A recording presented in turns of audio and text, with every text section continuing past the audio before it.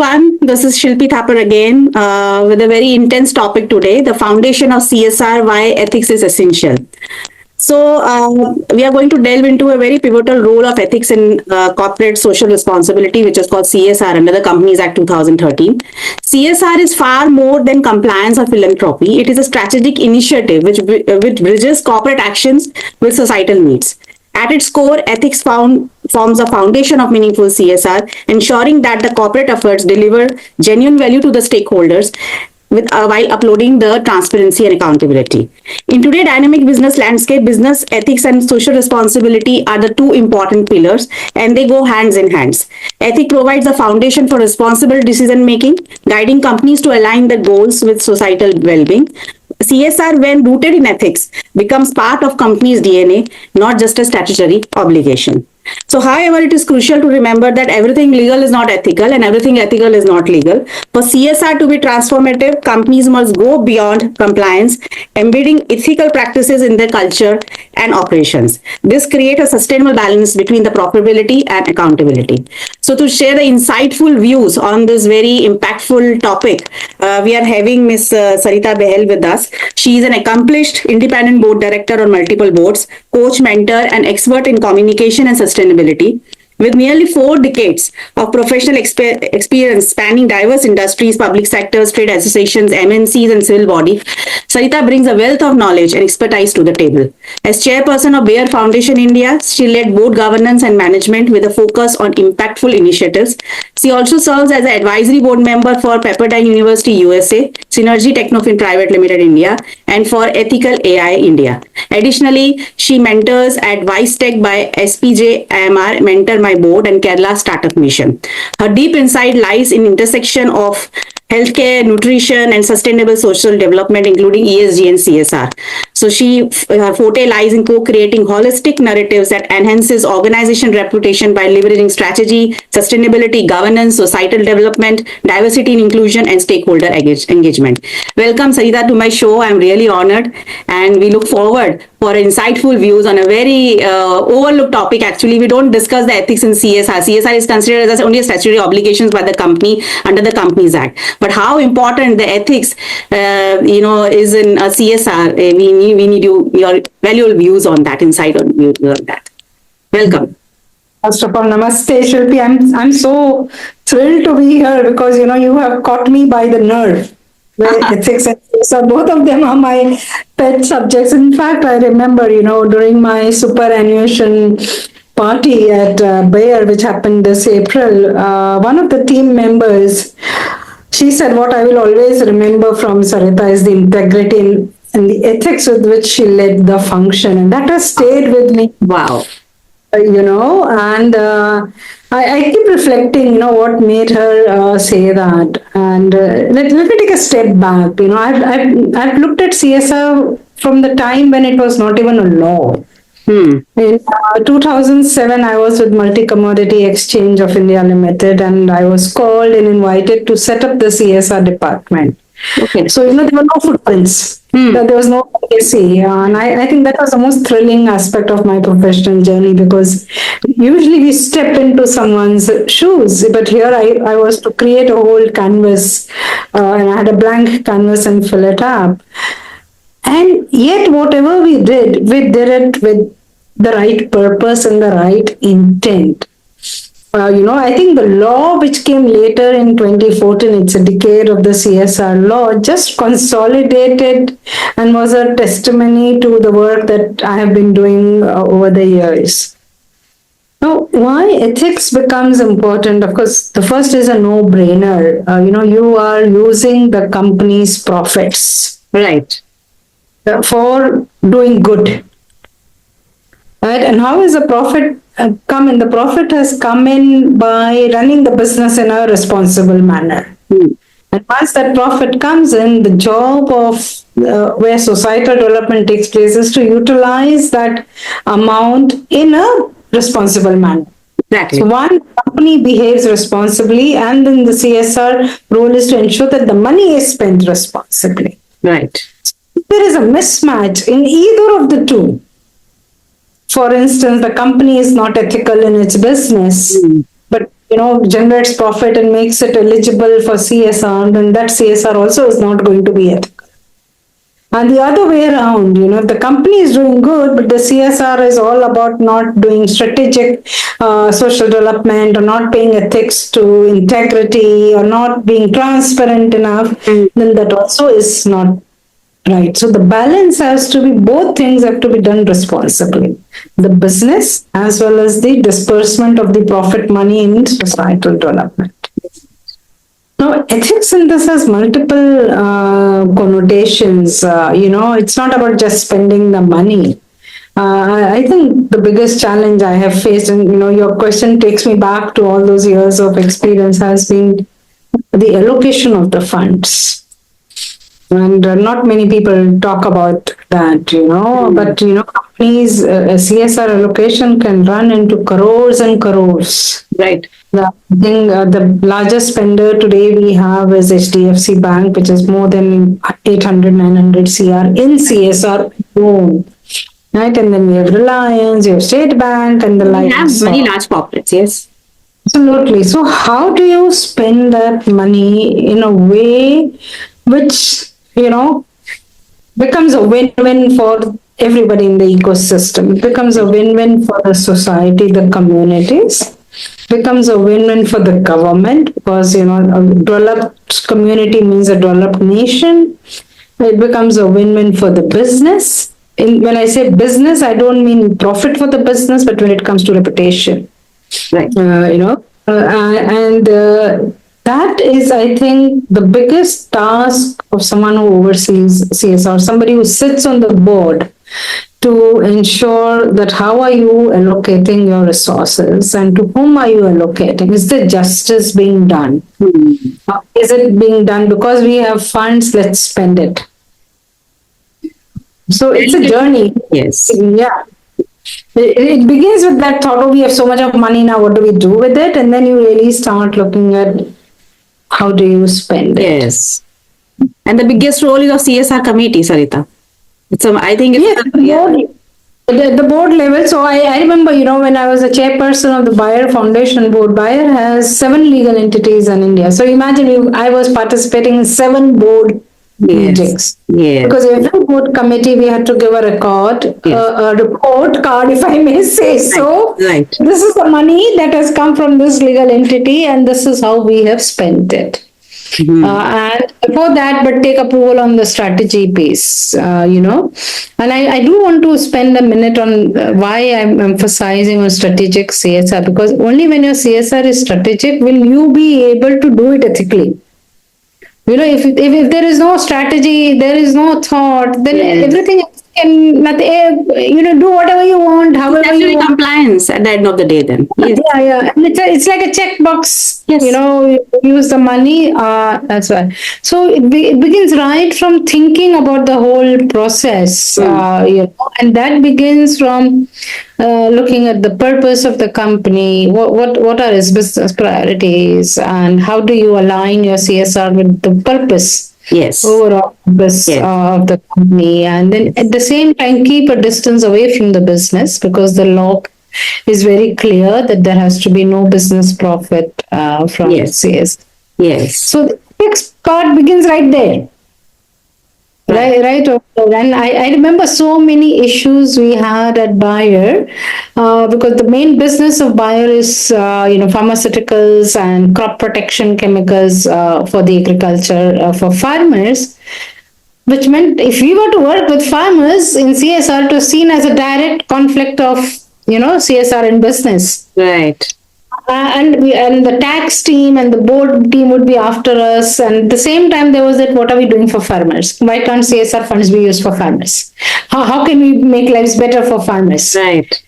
And then we came up with a very different, unique, out-of-the-box strategy, Shilpi, where we said we will work with farmers, but we will work in aspirational districts where we don't have any business. Right? Okay. And we will work in reviving dormant, defunct farmer producer organizations, which nobody wants to touch. Yes. Okay. And why am I saying this? Because I see ethics very keenly viewed in this. One, we stayed with farmers and agriculture because that's the purpose of the company, health for all, hunger for none. So the hunger piece comes through food security, nutrition, farming. So we stayed true to it that we will work with this community. Second, we said we don't want to get into business, so we'll go into areas where the business is not there and the business is unlikely to go into aspirational districts. And the third piece was reviving a dormant body which nobody is looking into because the government has subsidized setting up of a new farmer producer organization. So everybody is rushing to set up more, but nobody is taking care of what was started and just fizzled out. Right. I'm saying this because at every level there was ethics and integrity. Yes. Playing out. So you really need, when you sit on the board and when you present or when you brainstorm ideas, you have to be very clear in your mind as to it's not just the idea, but it's the whole process. Yes. And how you process and drive it. That's very important. It's a key word, actually. The process is a key word. Otherwise, it become a statutory obligation under company's advert. 2% you need to take it out.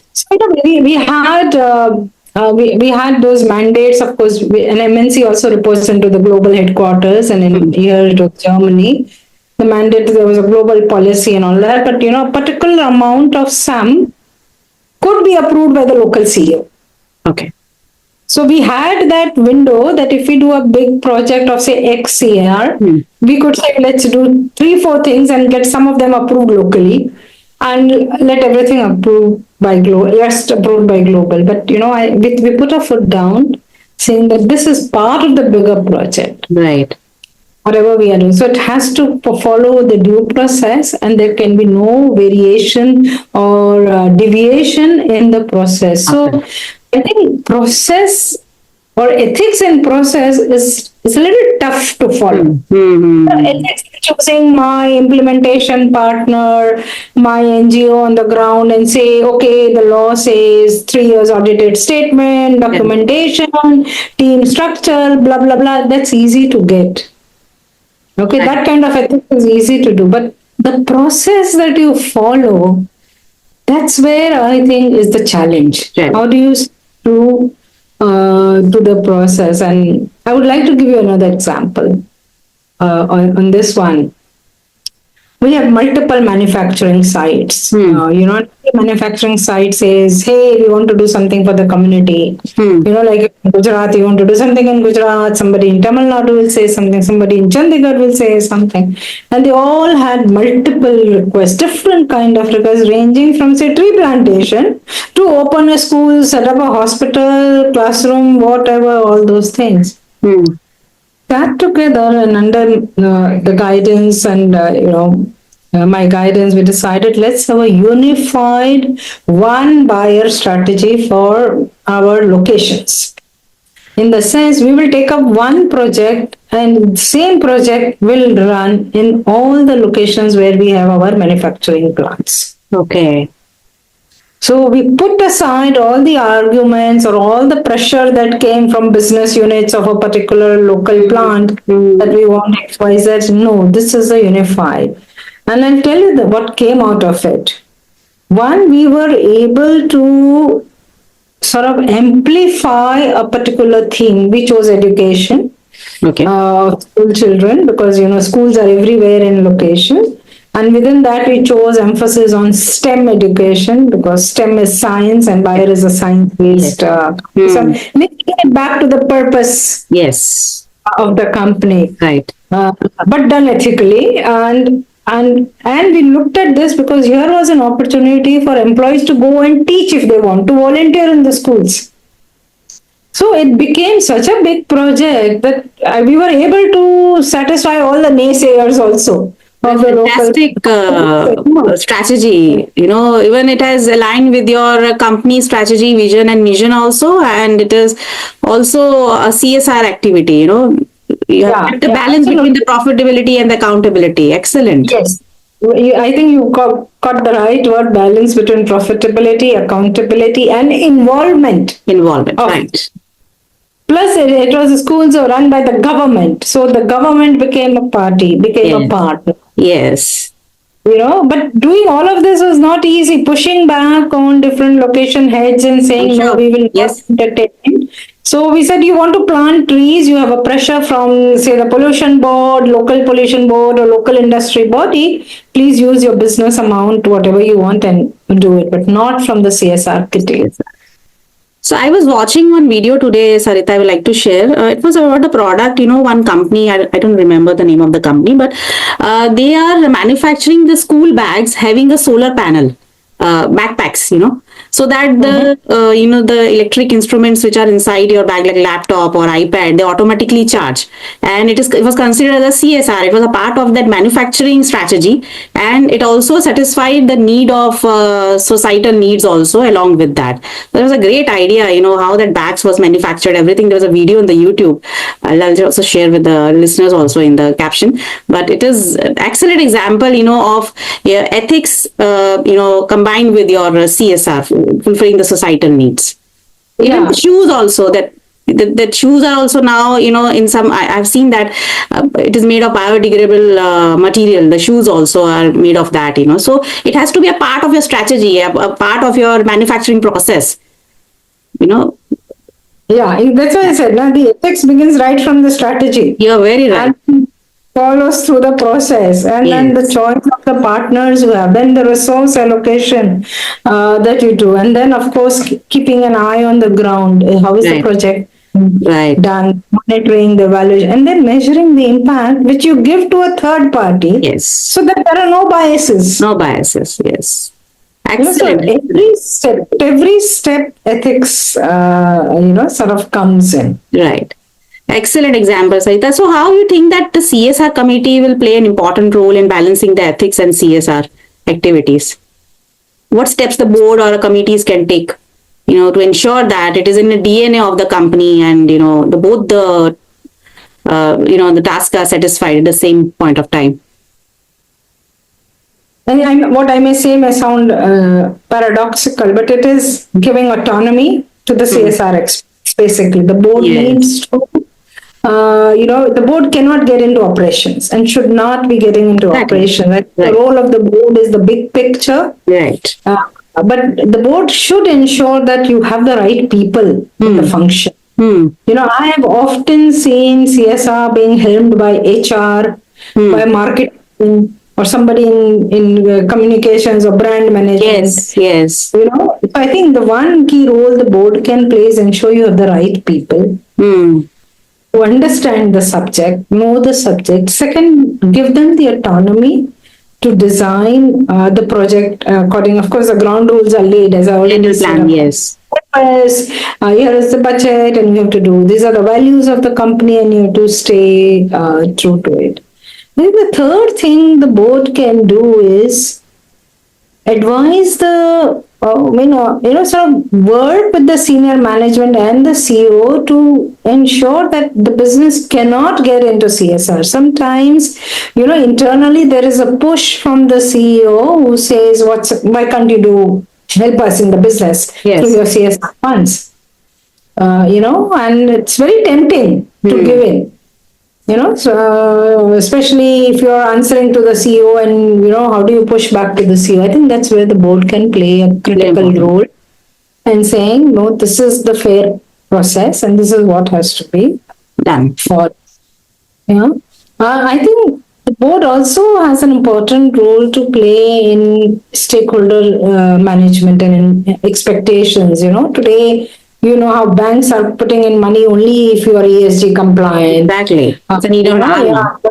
Yes. Investors. Investors are looking at it. So I think the board can play a role in bringing the outside view in. Hmm. This is what the investors are looking at. This is what the world is looking at. And how does your company look at? Yeah. Can it incorporate, global challenges, for example, instead of Right. just local challenges? Can you, think big?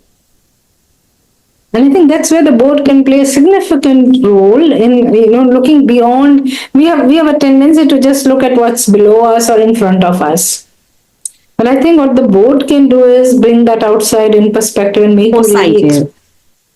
foresightedness and look at a bigger picture and look at a long-term perspective. Perspective, yes. The law allows you 3 plus 1 year for a particular project, so the law also now says please don't do a one-time activity. Make it a project Project driven, based, yes. project based program. But in the same program, you could add on additional elements and continue in the same community till you feel that now the community has risen above Yes. what it was. And I think one point I think boards should be doing, and I want to emphasize, need to do more, is begin with an exit strategy in mind. Hmm. What is your plan to exit this community? How will the community become self resilient where our money is no longer required? Where they take accountability of the project, where they take the ownership of their well being and they no longer depend on our company for the well being. So I think if we begin the conversations with that, and have clarity on that, which board members can bring in with their wisdom, with their experience, Right. as to what are the challenges on the ground, Right. how do you really it? I think that would make for a very, very strong CSR program. Very valid point. So the bottom line is that it has to be part of your strategy, your vision and mission. And I think that triple bottom line policy need to be followed. The profit, people, and planet should be taken into consideration while structuring your strategy of your business. Excellent tips, Sarita. So we move to the last question, Sarita. What key ethical challenges do company face in CSR? In balancing the profit and social responsibility. Can you just share any challenges you came across? Yeah, I think the biggest challenge was in resource allocation, honestly. Yes. How much of money do you want to put in, especially because, as I said, a manufacturing plant which contributed very significantly to the CSR pool wanted things done in their location, in their way, or for their own purpose, because they had pressure from the local pollution board, or they had pressure from the local industry association, and every other industry in that area was doing something more. But here we were saying, no, this is as per our policy, we cannot do this, and we have to only stay that. The second challenge I also faced was from the business unit. Okay. Especially where like healthcare, they would want to support hospitals or some medical interventions, which we said we can't because hospital is your customer. So CSR cannot work with your customer base because that's getting you business. Right. Even of installation of, say, a CT scan in a hospital, which is nowhere near where buyer functions, was a big no. Because we do not know where the doctor who operates it will see the buyer logo, and down the line, look at buyer for, we don't know. Yes. So I think the real challenge, Shilpi, is allocation of funds. I completely agree. Even I have. Yes. Conflict during resource allocation. Yeah. Very thin line, actually, for facing that conflict. Even I have clients who are into environmental business, who are into manufacturing business. So even they work for the environment protection. If their main object, is protecting the environment, there is a conflict, though they are not related to each other, the activities. So there is a very thin line, and board has to take it into consideration. The other challenge is how do you keep away a political narrative? Yes. And I'll give you an example. Very interesting. It happened that we were working in a particular area where the local, there was a minister from that constituency. And the program was a big success, and he wanted to put up a hoarding, that over here, because it was election period, and he wanted to talk to the community, look, this project is very successful. But he wanted the hoarding with our company's logo with his photograph. Okay. And it was like a big issue. How do we get this? We cannot be seen as favoring any political party. CSR doesn't get into politics. Yes. So that is another challenge that comes. You want to work with the government, and yet you want to stay away from political interference. Perfect. No, but now this Ministry of Corporate Affairs have issued the detailed guidelines and FAQs, which address these challenges actually. So now Yeah. the situation is much better. Every company wants to operate, right? CSR can be a powerful tool for license to operate. You Yes. can go back to the local state and say, look, we are doing this good in your Right. community, in your particular state. But it cannot be misused. Not miss. I think that's another challenge that comes in. I think the board can play a role in sort of putting forth right in the beginning that these are the challenges you may come across and how do you really navigate them. Great work for board and CSR committee to do. The evaluation, Lot I of think it's a very important part. The evaluation of projects, the evaluation of these activities, and then fund allocation, and then again the implementation. So I think that's a great work the board has to do, and it's not an easy job actually. Right. So, Sarita, we come to the end of the show, and thank you so much for coming over here and sharing your insightful views on the pivotal role of ethics in CSR. As we have discussed, ethical CSR is not just a compliance obligation, but a pathway to build trust, sustainability, and long term success of any organization. So, to all listeners, remember that CSR is an opportunity to drive meaningful change while staying true to your corporate values. Until next time, stay ethical and stay impactful. Thank you so much.